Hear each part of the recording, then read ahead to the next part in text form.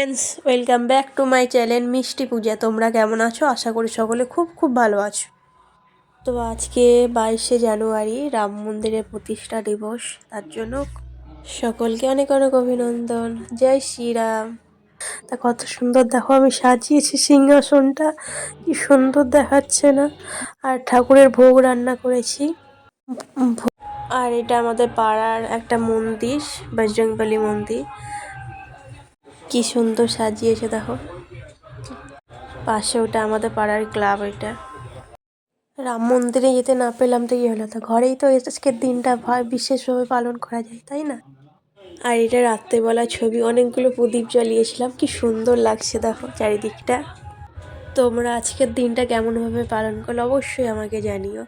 আর আমার গলাটা খুব খারাপ জানিস, ভয়েসটা ভালো হচ্ছে না, তো সরি। সব শেষে সুস্থ থেকে ভালো থাকে। জয় শ্রীরাম।